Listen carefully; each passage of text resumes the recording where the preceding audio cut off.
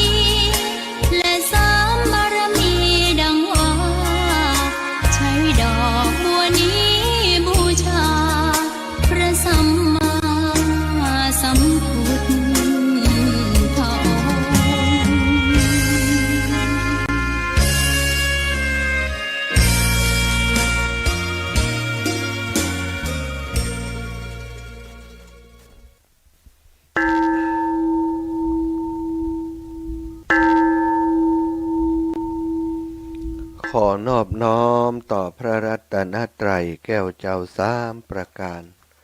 น้อมเอาคุณพระพุทธเจ้าคุณพระธรรมเจ้าคุณพระสังฆเจ้า คุณพระอรหันตเจ้าอริยสงฆ์เจ้าจุตนจุองค์ได้เมตตาแผ่ปรมีมาปกเก่าเกษาปกห่มหักษาครูบาอาจารย์พระมหาเถระพระเถรานุเถระเปื่อนสหธรรมิกสหพรหมจารีทุกรูปทุกองค์โปกห่มหักษาสัทธาสาธุชนคนดีเท่าแก่อีพ่ออีแม่ตั้งหลายทุกท่านทุกคนติดตามรับฟังรายการสารธรรมยามค่ำเสียงธรรมจากวัดบรรพตสถิตซึ่งดำเนินรายการโดยอัตมาภาพพระมหาสมชาติชาตปัญโยวัดบรรพตสถิตอำเภอเมืองจังหวัดลำปางรับผิดชอบดำเนินรายการวันจันทร์อังคารวันพฤหัสวันศุกร์วันเสาร์5 วันด้วยกันต่อ1 สัปดาห์1 อาทิตย์2 วันพุธกับวันอาทิตย์นั้นก็ได้มอบให้กับครูบาอาจารย์พระสงฆ์นักเผยแผ่พระพุทธศาสนาจังหวัดลำปางได้เข้ามาจัดรายการในเวลานี้โดยกันก็เป็นวันพักผ่อนของอัตมาภาพไปในตัวในช่วงเวลาวันพุธและวันอาทิตย์เนาะศรัทธาญาติโยมจัดรายการแต่ส่วนใหญ่ก็จะมาแตนเปิ้นเวลาครูบาอาจารย์บ่มาก็แตนเปิ้นแหมเหมาะ วันพุธแล้วก็วันอาทิตย์นะแต่ส่วนใหญ่วันอาทิตย์บ่ค่อยมีปัญหาท่านอาจารย์เสน่ห์กาลงรับผิดชอบดำเนินรายการเป็นปกติอยู่วันนี้พบปะกันอีพ่ออีแม่วันอังคารที่26 2567วันที่26แล้วเหลือแหม4 วันเนอะจะท่านับ27 28 29 30หมดแล้วเดือนพฤศจิกาจากนั้นก็จะเข้าไปเดือนธันวานี้ก็เดือนสุดท้ายของปี2567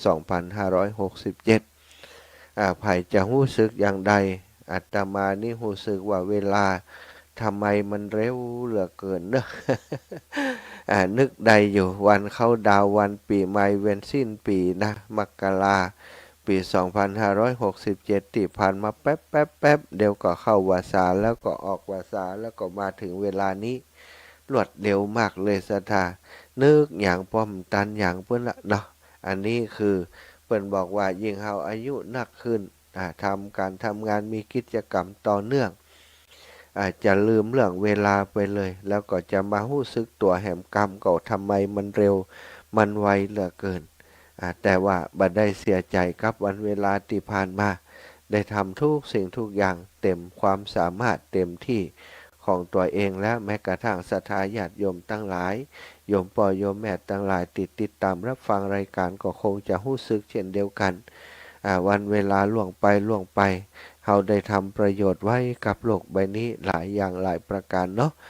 พบปะกันวันนี้ขอบคุณสถานีวิทยุซึ่งประกอบไปโดยท่านดร.จิรศักดิ์ปันลำผู้อำนวยการสถานีน้องแอมพัชริยาฟองจันตาดร.ผู้ดูแลสถานีเจ้าหน้าที่สถานีเนาะน้องนัทสถาพรน้องดิวอนุพงษ์ตาจินะช่างเทคนิคสถานีช่วยกันดูแลในเรื่องของเทคนิคพร้อมกับสถาญาติโยมท่านสาธุชนคนดีทั้งหลายเป็นเจ้าภาพการน้ำกาไฟของสถานีทำให้สถานีของเราได้ออกอากาศอยู่ทุกวันนี้ก็เพราะสถาญาติโยมสนับสนุนร่วมบุญมาขอบคุณกับทุกท่านทุกคนเนอะเอาละพบปะกันแล้วก็จะปาศรัทธาไหว้พระสวดมนต์เดี๋ยวก็จะได้นำทำพื้นเมืองเรื่องมโหสถชะตาผู้เกิดปีสันปีวอกนำมาแสดงให้ศรัทธาญาติโยมได้รับฟังต่อไปกราบพระพร้อมกันเนอะกราบ1พุทโธเมนาโถ กราบ2ธัมโมเมนาโถกราบ3 สังโฆเมนาโถอิมินาสการเรนะพุทธังอภิปูชยามิอิมินาสการเรนะธัมมังอภิปูชยามิ อิมินาสการเรนะสังฆังอภิปูชยามิอะระหังสัมมาสัมพุทโธภะคะวาพุทธังภะคะวันตังอภิวาเทมิกราบสวากขาโตภะคะวะตาธัมโม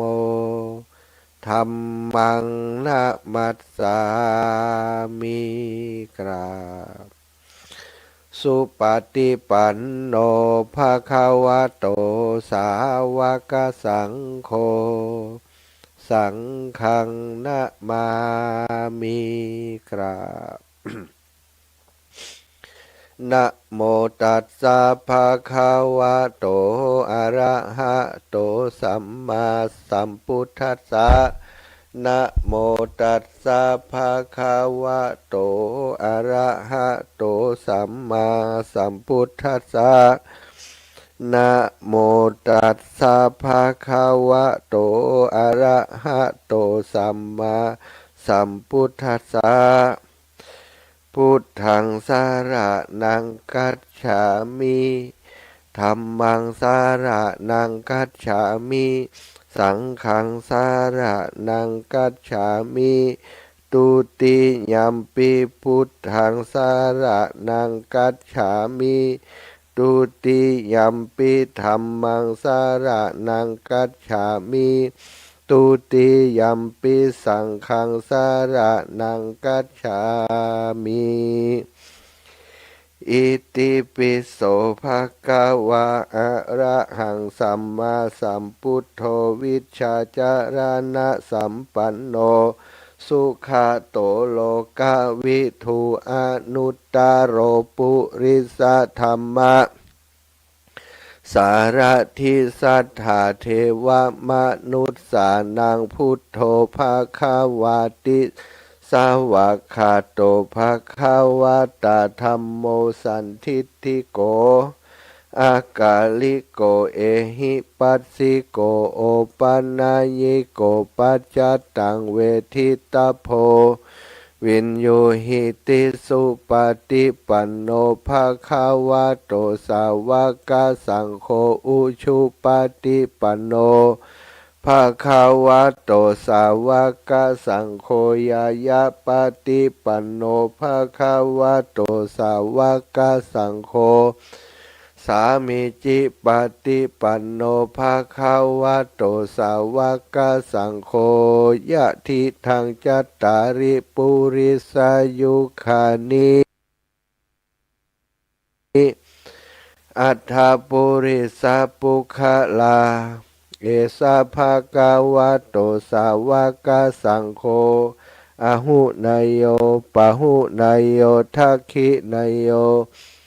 อัญชลีกะระนิโยอนุตตรังปุญญเขตังโลกัสสาติสัทธาญาติโยมไหว้พระสวดมนต์แล้วลำดับต่อไปก็จะได้สนทนาอุจาสารธรรมยามค่ำในวันนี้ วันนี้ต้องขอบคุณนะศรัทธาญาติโยมที่วันนี้ไปบิณฑบาตที่บันห้วยหีท่านอาจารย์วันนี้สะดวกก็2 ทุ่มถึง3 ทุ่มได้ครับอาจารย์ไปเลยมันฝูกเป็นงานเตรียมตัวเนอะ2 ทุ่มถึง3 ทุ่มครับครับสำหรับตะกี้ผมก็มีคนมาถามผมก็บอกว่านะอาจารย์มันว่าครับผมครับอาจารย์เสน่ห์กาหลงนะศรัทธาวันนี้โยมแม่สวิงมหามิตรบันศรีดอนชัยได้ทำจะตาปีเกิดนะปีนี้นะปีสันนะปีสันปีวอกวันนี้แหละเนาะโยมแม่ได้ใช้กันเทศมาโดยแม่ปราณีชัยวงศ์อันนี้แม่ปราณีชัยวงศ์นี่ใส่กันของปีหมูมานะยังถึงจ้ะแล้วก็แม่ลำดวนนี่ปีขานแม่สมบูรณ์แม่นีสมบูรณ์นี่ปีละกา แล้วก็ฝากปูจากันเทศปีวอกนะแม่พองศรียมพองศรีบุญฟูปีวอกแล้วก็แม่ชื่นพานทองรัตน์พร้อมลูกหลานอันนี้ถวายกาน้ำกาไฟป่อสมชายแม่แสงแก้วทันตแพทย์หญิงอาริยากาใจถวายกาน้ำกาไฟมา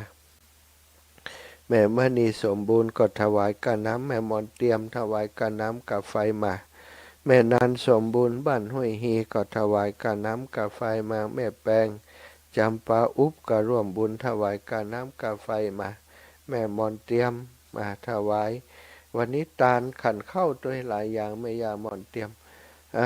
แม่พองบุญสองสีบุญภูอีกรอบหนึ่งกาน้ำกาไฟแม่พลอยพันชมพูถวายกาน้ำกาไฟมาแล้วแม่พองแก้วศีลสุทธิได้ฝากยาเอายาแก้โรคกระเพาะมาให้โดยสัตว์ตุเนอะอนุโมทนาบุญขอบคุณกับศรัทธาญาติโยมทุกท่านทุกคนพี่น้องบ้านห้วยฮีและบ้านศรีดอนชัยนะเอาละศรัทธาญาติโยมต่อไปก็จะได้แสดงธรรมภาคพื้นเมืองเนาะธรรมเทศนาภาคพื้นเมืองในเรื่องของวันนี้จะตาปีเกิดปีชันหรือว่าปีวอกวิลิงนะมโหสถนะธรรมมโหสถต่างอกต่างใจสดับรับฟังทำความเข้าใจกับศรัทธาญาติโยมให้จะเป็นเจ้าภาพกันเทศเนอะก็เป็นเจ้าภาพกันเทศได้เนอะศรัทธาเอาปัจจัยเอาดอกไม้นะดอกไม้ปัจจัยใส่พานใส่ขันไว้เอาตังไว้บนวิทยุหันก่อนก็ได้นะแล้วก็หรือว่าจะเอาตังไว้ในพระ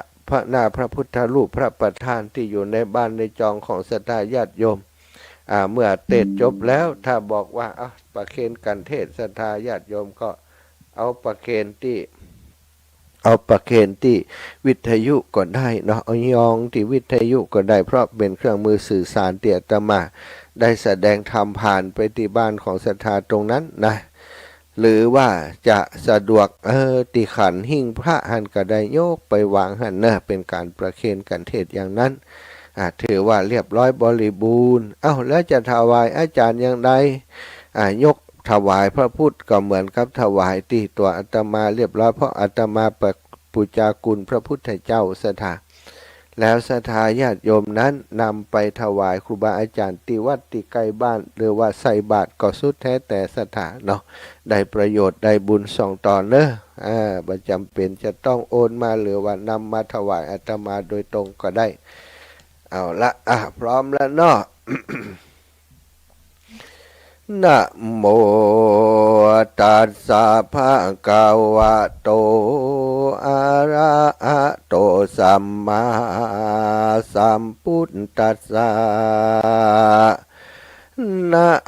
มิตัวไก่กัจจินุโขมังอนุวัจจะวินโยพระมจาลีสิระโตนาอุปาวารันติปัพพจิเตนะอภินนะหังปัญจวิเขตภาอิมังธัมมะเตสะนังสัทธาวิหะรันโตอาลาภกะเทสิทัตถาอันว่าสัพพัญญูพระพุทธเจ้าเมื่อทรมานอยู่เจตวันนะอารามพระก็พาลบอย่างชาตกาอันงามอันนี้ว่าอติเตกิลาภิกขเวมิธิลาวิเตหะระโตนามะราชารัชจังกาเรสีภิกขเวดูลาภิกขุตั้งหลายอันนั่งยายมวลหมู่พร้อมนายอยู่ฟังธรรม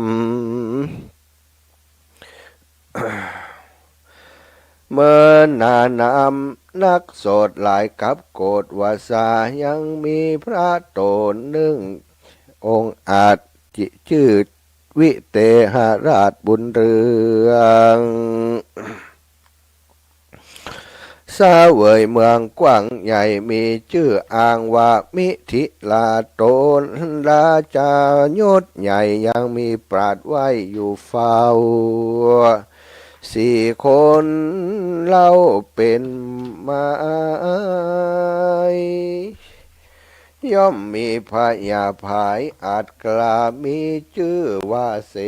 นกะผู้เป็นเก้าทัดนั้นเราชื่อว่าพุทธกะผู้เป็นทวน2ผู้ทวน3มีชื่อปองว่ากามิตาปราดทวน4นันนาชื่อเตวินตาปราดตั้ง4นีนาอยู่เฝ้าอาสาเจ้าหอคำ ยังไข่กำบอกกล่าวสอนคนเท่ายิงเท่ายิงใจตั้งเสนานายอามาตย์ได้หู้แจ้งขวาดกองดีก็มีหันและนาตะทาในกาละนั้นเล่าหนอพระพุทธเจ้ายอดมุนีอันสะเวยสีอยู่สร้างใน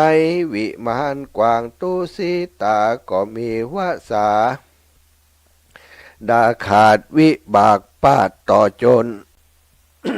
ปาดต่อจนฉันเครื่องครัวตนหมนเศร้าบ่เหมือนเก่าเดิมตีตั้งปุบผามีดอกไม้ก่อกิ่งการไขว่โรยราหนอพุทธาสันทีบ่มีที่สงสัยว่าจักใดไกลพรากห้องไปเกิดต้องเมืองคนจริงการใจตนบ่จ้าจากจันฟ้าลงสู่ยังที่อยู่เมืองคนเอาปฏิสนกำเนิดในต้องนางผู้ผาเสริฐสุมนาผู้เป็นพระลิยานอนาวแห่งศิริวัฒนาเจ้าเศรษฐีอยู่ใต้ปุรีเวียงกวางมีชื่ออ้างว่าบานปะจินะขามก็มีหันและนาทาสะมาสาเนกับ10 เดือนไขว้แล้วนางดอกแก้วสุมานาก็พาสูตรใดพุทธาน้อยอ่อนงามจะจรเป็นใจรูปคิงผายผ่องแผ้วตีนั่นเต้าต้นแก้วอินตาหูสัญญาแจงไข่ก็เอาต้นไม้ติปประเตศเป็นยาวิเศษเจียงคานจากวิมานจันฟ้าเจ้าหนอลาบุญมีแล้วไขว่าตีบอกเล่าว่าไม่นี่เราเป็นยากันไข้ไข่จ๋าเมียนแล้วเต้าต้นแก้วคุณสะหวานก็พายผันบอดจ้าขึ้นสู่ฟ้าบัดเดียวแล้วรีบเร็วไปสู่ยังที่อยู่แห่งโตนก็มีหันและนาตีนั้นนางสุมานาหนอเนาเกิดลุ่งเต่าพงใหม่หันลูกกำไม้ตัวมายินสังกาหลายแหล่จิงเก่าแก่จะถามเป็นกำงามไข่หูว่าดูราเจ้ากินกู้บุญนาเจ้ากำสั่งมานั้นเล่าจงบอกแม่เจ้าตามมีหนอหมูนี้ยอดซอยก็ตาบถ้อยไข่กำว่าของตีลูกกำนั่นไส้ตนเต้าไทยเอราวันนำมาจากสวรรค์เตตองลงสู่ห้องเมืองโคนมาฮือโตนลูกไว้บ่ใจไม่ธรรมดาหากเป็นยาผาเสดป่าฮือเกิดเจยบานคนสงสารโลกลาจุทวนหน้ายิ่งใจเป็นเปียที่หลายจ่องห้อยมากลือน้อยมาปานกันอธิษฐานขับไว้เอาต้นไม้ฝนตาจุ่มโลกาพญาตจักหายขาดบัดเดียวและนาตีนั้นนางสุมานาผู้เป็นแม่ได้ยินกำแก่ปุตตาก็เฝ้าไปหาผัวเจ้าแล้วบอก บอกเล่าตามมีสิริวัฒนะเศรษฐีผู้เป็นป้อเป็นโลคาต่อนานมาได้เจตว่าสาบอกขาดยาบอกอาจจักหายลำบากหลายแต่สายยาไก่ใกล้กันหู้ก็ไปสู้ปูจากินยามาหลายปากเปียที่หักไม่เอาซ้ำยังแก่กว่าเก่าเดิมตีสิริวัฒนะเศรษฐีป้อไทยก็เอาต้นไม้ลูกใดมาฝนกินตาไว้วาดอันว่าพยาธินั้นไซก็หายขาดใดบัดเดียวก็มีหันและนาตะทาในกาละนั้นลาวคนหนุ่มเท่ายิงใจอันเป็นพยาธิบ่หูหายนั่นเราก็หูว่าลูกเต้าเศรษฐีมียาดีป้าเสือต้นไม้เกิดเป็นยาก็ปากันมา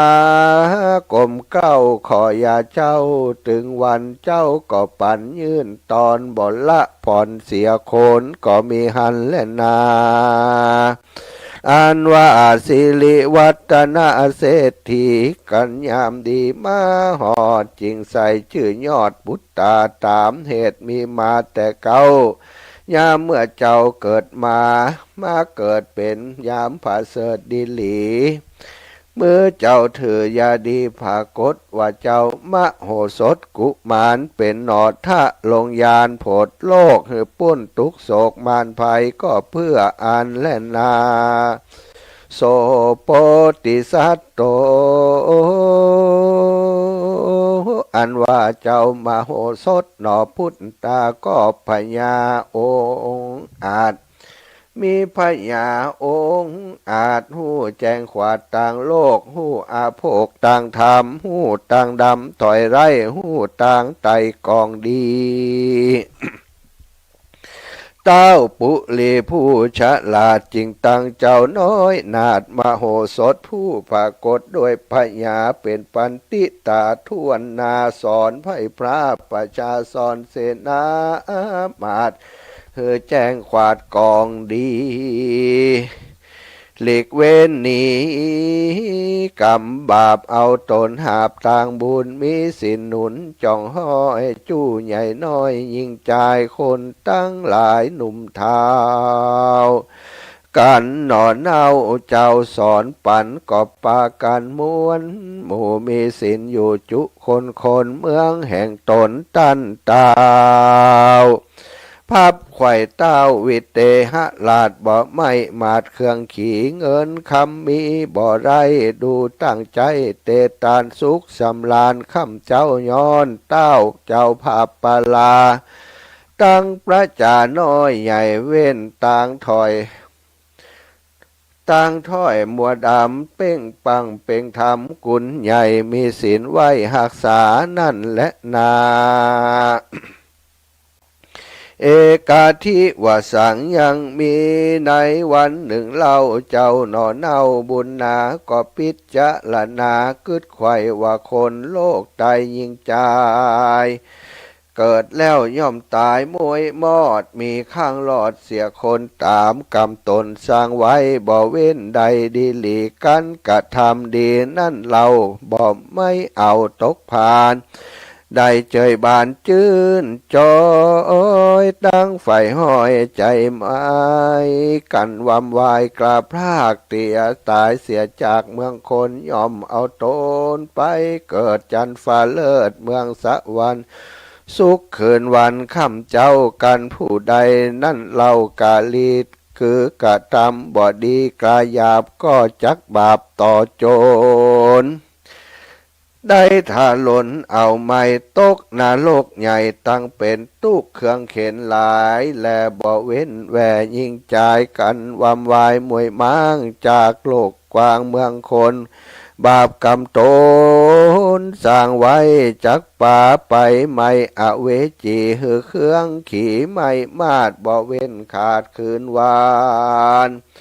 นอถ้าลงทำยอดซ้อยกึดขาคอยขานิ่งในว่าเราควรไปถือบวชแล้วลวดปำเป่งธรรม ภาวนาจำจะใจเปื่อหือใดสัสดีนอมุนีกึดแล้วใจผ่องแผ้วเจยบานแล้วไข่ขานโอกาสเป็นบทบาทกาถาว่าอะหังอันว่าตัวเฮานี้ปัปปจิเตนะอปินนะหังปัจจเวคิตพังดังนี้ว่าเฮาควรไปอย่าจ้าเข้าสู่ป่าดงรีบวชเป็นละสีอยู่สร้างบ่ละห่างต่างธรรมเว้นภาวนานำติดต่อมีศีลก่อรักษานอพุทธาบ่จ้าไปหาเจ้าฟ้าพ่อแม่แล้วกล่าวแก่กรรมเดีว่าลูกขอนี้ไปบวชเธอผนวดเป็นละสีหือใดนี่พ้นจากต่างทุกข์ยากสงสารขอผู้บ้านพ่อแม่เฮือลูกเต่าไปบวชแด่เตอตถาในกาละนั้นเล่าสองพ่อแม่เจ้าหอคำได้ยินกรรมลูกน้อยมาเก่าถอยไข่ปันว่าจักไปผันไปนาเข้าสู่ป่าดงนาเพื่อปับไปจาถือบวชแล้วลวดภาวนาตั้งสองขาเต้าลาดก่อกึดขวาดยาวไก่ว่าปุคละผู้ใดได้บวชถือพระหนวดปำเป่งในโด่งดำป่าไม้ก็เป็นกุศลใหญ่เลื่อนหลายบ่มีสังหมายเพียบใดสองเต้าไทยห่อคำก็ไข่กำโปร่งขาดอนุญาตกำไปว่าตามใจแห่งเจ้าจะกึดเหล่าหันดีหนอมุนีมโหสถใจผากดไข่บวชถือพระหนวดเป็นตาพระสาก็ไว้สองขาพ่อแม่จ๋าเก่าแก่หลายประการเอาอัฐาปอลิขานตั้งแปดเตียวเวียนแวดห่อใจแล้วกาไกลระภาคออกไปจากปุรีเทวดามีป่าไม้หูเสียงไข่ขี้ยากอบปากกันมาพอเผาหักษาเจ้าหอกวางย่อหนต่างฮือสันเหือเจ้าดันไปดีกันลอดดงลีเตะต้องกลางเขตของหิมมาปานก็อธิษฐานกลมเกลาไว้พระพุทธเจ้ายอดศรัทธาปัพพะจาถือบวชถือศีลลวดภาวนาอยู่ดงหนาป่าไม้นับอ่านใดเมื่อนานก็ได้ถึงอภิญญาสมาบัติตึงสีลบหลีกลี่มารภัยกันอายุไขถ้าแก่เท่าเปียที่เขาเบียนควีกันตายหนีมวยม้างเจ้าจากโลกกว้างเมืองคนได้เอาโตนไปเกิดในห้องฟ้าเลิศตุสิตาก็มีหันและนาสัทธาอิมังธรรมเทศนางอาหาริตตัวจาตกังสะโมทาเนสิสัทธาอันว่าสัพปัญโยพระพุทธเจ้ากันนำนิทานจาดเก่ามาเทศนาแล้วพระตนแก้วก็จุมนุมมาฮือแจงพระจิงแสงเทศนาว่าภิกขเวดูลาภิกขุทั้งหลายหนุ่มเทาอันว่าเศรษฐีเจ้าถึง2 วันนั่นไซ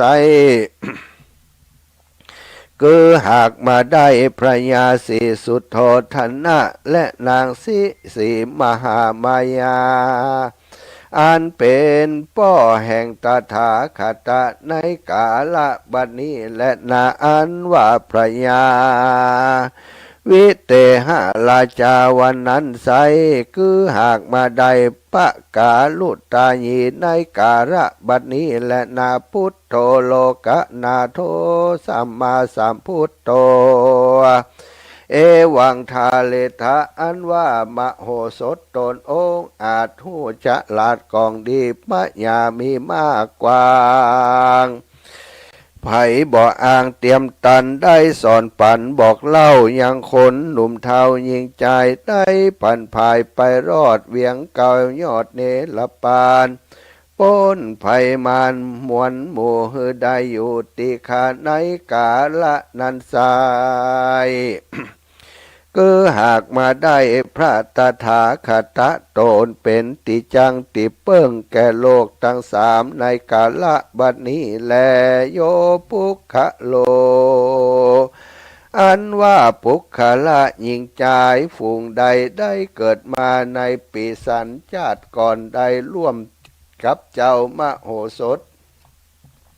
แลกแต่เก่าหัวตีจักอันจักได้มาเกิดเป็นคนนั้นได้เอาจิตตะวิญญาณแห่งตนเข้าไปอาศัยอยู่ในไม้สักเขียนอันมีผีเสื้อเจื้อยักษ์และหมาหักษาอยู่จริงได้อูฟู่เจียนละจากันไปมาว่าดูลาเขื่อเจ้าตึงสองเฮยข้านี้จักมาอยู่ร่วมกับสองเขื่อเจ้าบ่ได้แต่แลอย่าว่าเปียที่มาบังเกิดแก่ตัวข้าจักขอลาสู่เจ้าไปก่อนเตอข้าจักไปเอากำเนิดเกิดเตี้ยขกุลแห่งคนตั้งหลายปุ้นแลพี่ว่าหลอดวันลุนมาลอยมีพยาธิมาบังเกิดแก่ตุข้าก็จักดาเครื่องขีญาปุจามาเหือสู่เจ้าขอสู่เจ้าจุงฮับเอาพยาและพยาธิทั้งหลายนั่นไปจิมเตอการเจียนละจาพาสลายกันสันนั่นแล้วจึงได้เอากำเนิดเกิดในคัพพระมันดาแห่งตนจึงได้เอาเกิดมาเป็นคนยิ่งใจตั้งหลายบัดนี้และนาคนเกิดปีศาจหลงโดยธาตุดินได้กำเนิดเกิดไว้พระธาตุเจ้านครพระนมหือได้สร้างธรรมมโหสถตานเป็นธรรมจัตตาแห่งตนอุตตมะตานาง ยอดตานแห่งตนเธอได้สร้างกำแพงเป็นตานก็จักเป็นมังคละอุดมสมฤทธิมากนักแม้นจักผาธนาเอาสุขสามภาการอันสุขมีในเมืองคนและเมืองฟ้าสุขอันมีในแหล่งลาเนลาปานก็จุงหือตานหักษาสินภาวนาอย่าได้ขาดอย่าประมาทลาสาก็จักสมดังกำพาธนาจุยังจุประการบ่อยากจะแลนิธิตั้งขีญาสังวันนาวิเศษจะห้องเหตุมโหสถก็บังคมสมเลศอ้าวสัตยาติโยมโอ้จบตึงตุกตึงเป็นวัดเป็นไอเนาะจับต้องใดมาเตะทำปืนเมือง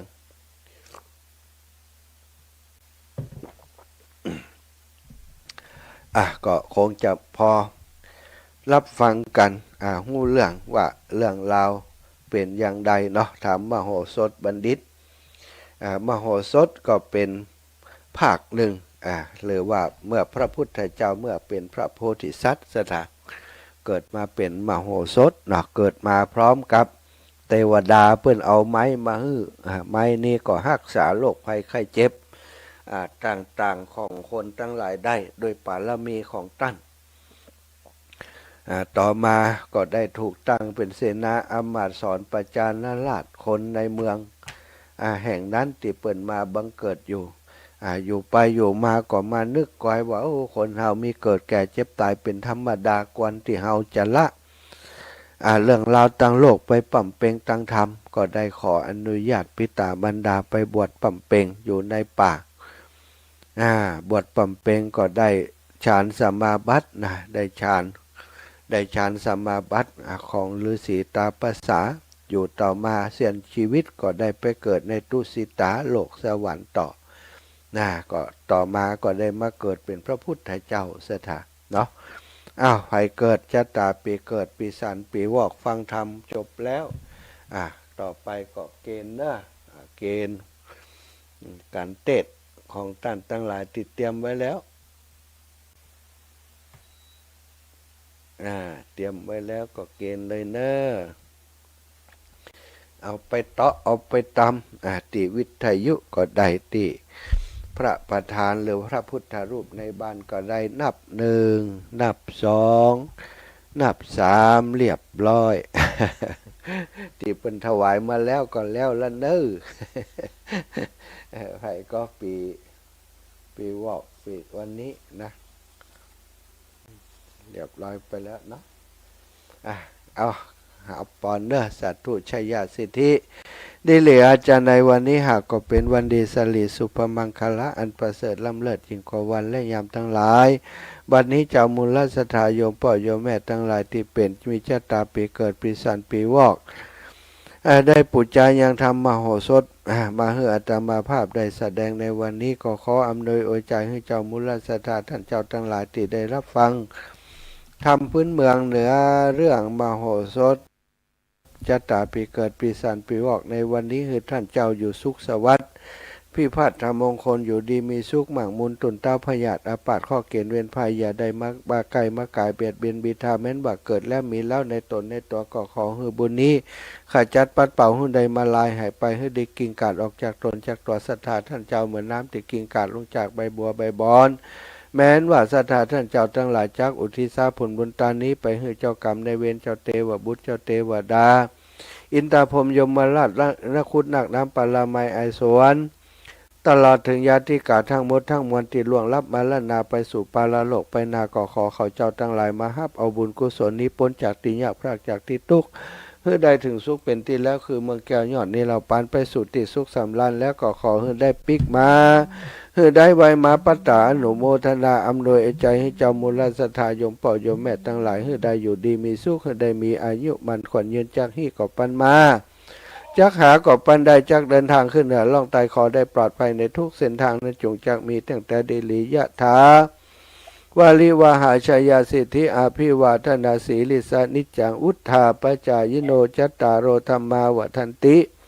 อายุวันโนสุขังพระลังจะเลินพรสายจากไหนจะเลินพรรับแล้ว8264ไม่ได้ยินจ้ะดับปิ้งสถา0808844173เนอะ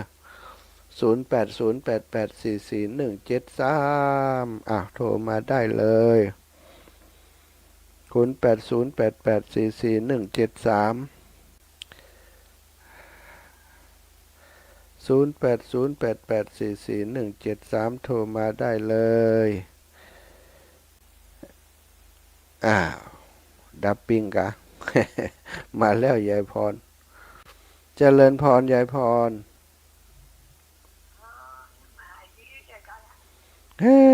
ยังออบแอบอยู่เลย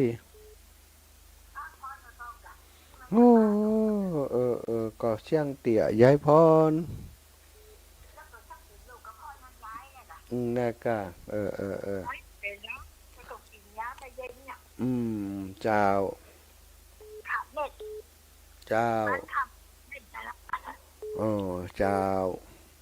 ยาบเย็นก็สบายนะเจ้ามีมดละกินมดละสัตว์เนอร์ขอบคุณพ่อชลาจนตัวแล้วขอบคุณยายพรแม่เอ้ยบ้านใหม่วังมนเจริญพรแม่เจ้าอาจารย์เป็นวัดเป็นใครกับเจ้าแม่เป็นวัดได้หลายวันแล้วเนาะ2-3 วันแล้วแม่มันเป็น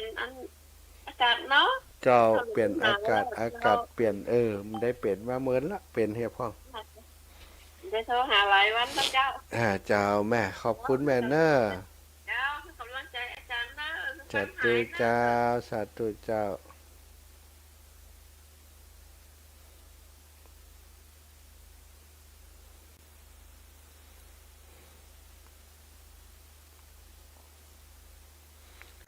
เปิดลิงก์เนอะ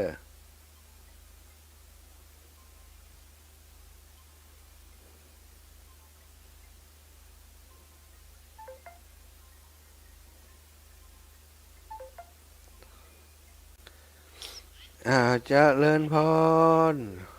เดี๋ยวมาตรการครับแฟนนะครับ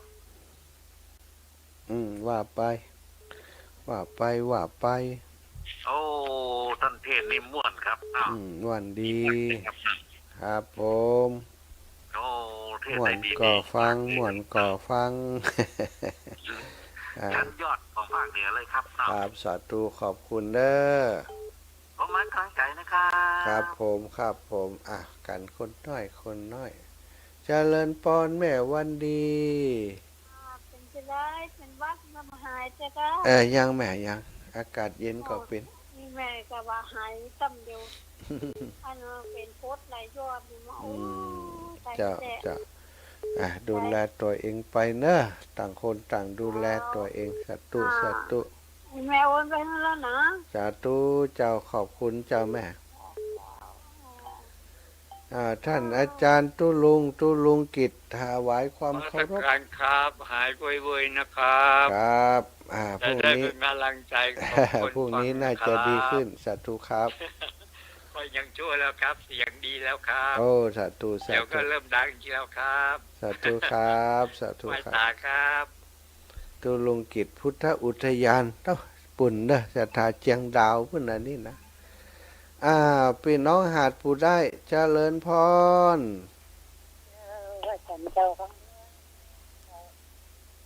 เจ้าแม่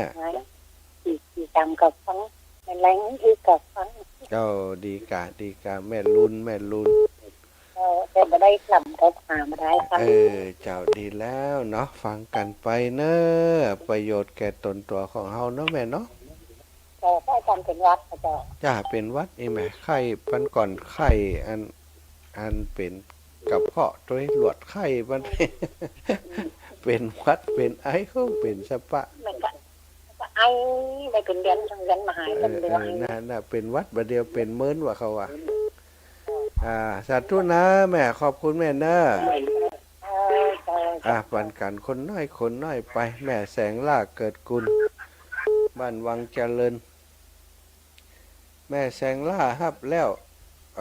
ลุดไปเหียละก้าแม่บุญนาคเจริญปอนโยมแม่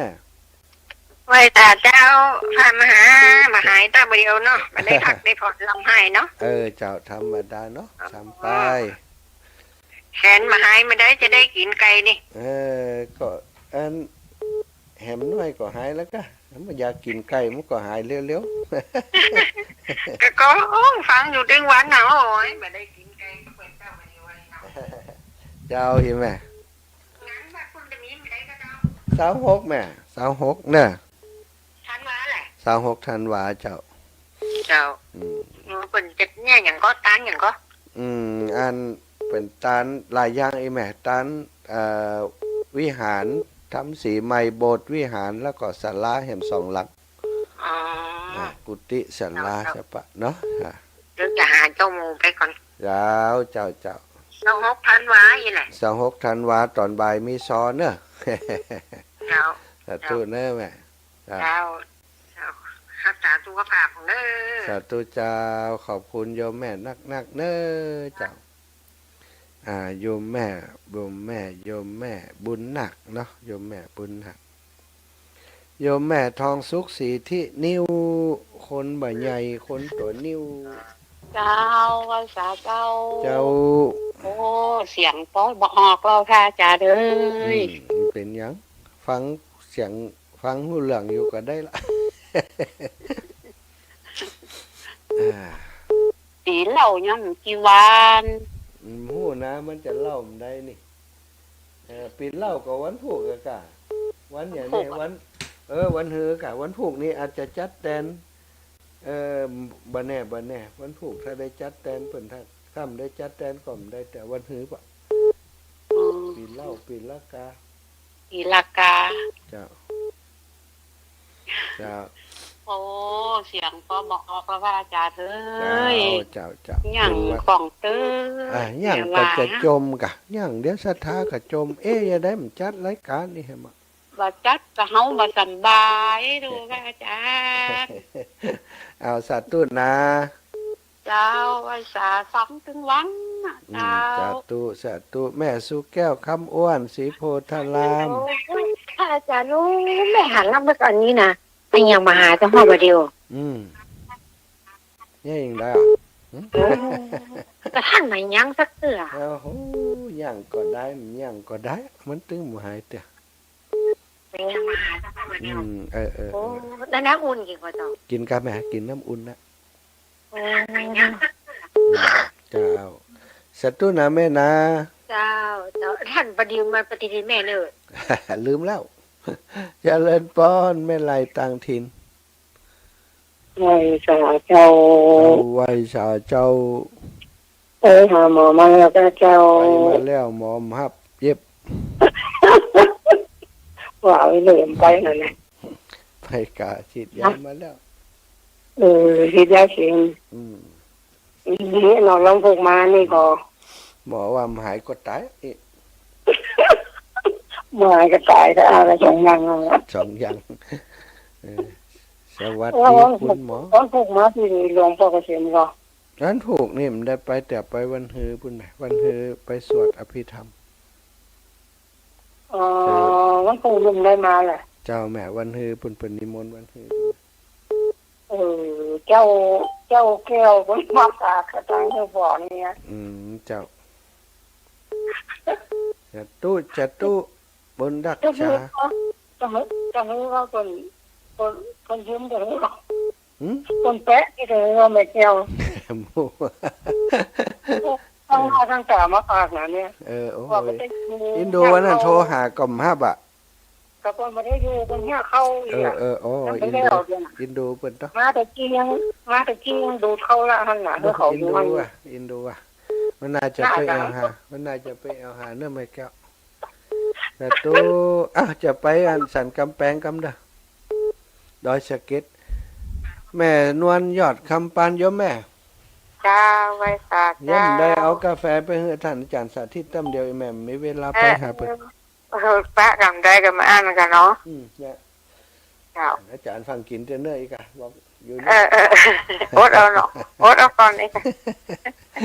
อ่านเป็นวัดแต่ทำก็ม่วนอยู่รู้ ใจได้ละโอเคละ ใจได้อยู่ ฟังหูเรื่องกับปะเนาะ เจ้า ดีกว่า ม่ว อ่าน น อยู่รู้ ดีกว่าอ่านดีกว่าอ่านให้ฟังกะ แม่ก็ฟังก็ม่วนอยู่ไอ้เนาะ ม่วนอยู่ เขาถ่ายอยู่ ม่วนก็ฟังเนาะสาธุนะแม่ จ้า สาบุญรักษาจ้าสาธุบุญรักษาแม่เจ้า จ้า สีหมวดเก้าจะมาทวงว่าไปบิณฑบาตก่อจ้าแหละนะไป ได้ข่าวว่าจะไปไหนอ๋อแม่มันไปเนอะอยู่นี่แหละ ไปว่าให้มายังเป็นข่าวอยู่กะ ก็ได้ยินจมตะคืนนี่ไงกะ จม น้องฟังอยู่ จมบอกเขาจะไปเดียดอีกอะเนาะ มันไปแล้วมันอยู่หันแหละ ใจคนเขาบ่ฮู้เลยเขาอู้กันไปเลยไปว่าแผวอาจารย์เพิ่นนี่ยังเพิ่นเขาว่าไปดีว่าอย่างนั้น แม่กำจีหูนี้นะเทียมว่าวันนั้นเพียกวันนั้นค่ะ เขา หูเทียมเป็นหูเนี่ยนะ คนมันเอาไปอันปฏิติดต่อว่าอันถ้าจะยังอยู่สุนทรมื้อนี้น่ะเอกเพิ่นก็ว่าไปกันโอ้ย ไปอ่ะถ้าเปิ่นบอกมากับปฏิเสธเนี่ยเปิ่นจะทำบุญวันที่1นี่นะลูก เพิ่นไปเอาอย่างเขาลึกเกิดแต่ แต่เขามาดึง เดี๋ยวมันเจียวฟังกำเปิ่นก็ลำบากอ่ะเนาะ ดูหอยแม่วันปีกุลเนอะสุดท้ายพุ่นเนี่ย เจ้าแม่ เดี๋ยวมาวันผูกจะเอาสองฮะ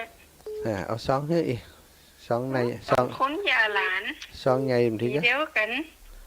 ซองใหญ่ทีก็ ห้ามดิ สาธุเด้อสาธุจ้ะ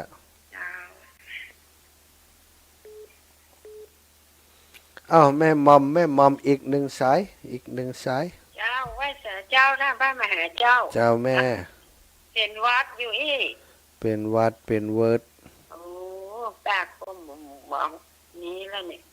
ม ท่านเทศธรรมก็ม่วนนี่ว่ะ ได้เนาะพอฟังได้กับ ฟัง ปะ เสียงก็มาใช่ท่านพระมหาก้าไหนเนาะ เออ เป็นแว่เสียงต้นมาไข่ออกเนี่ย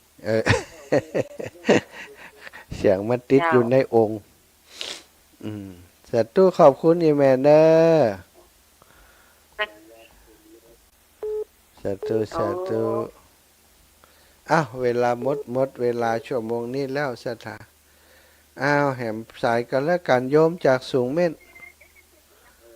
เจริญพร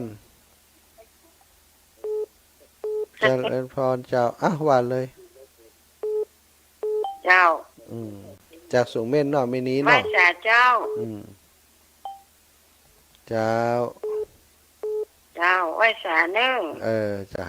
แม่ฟังอยู่เน้อ เจ้าสาธุ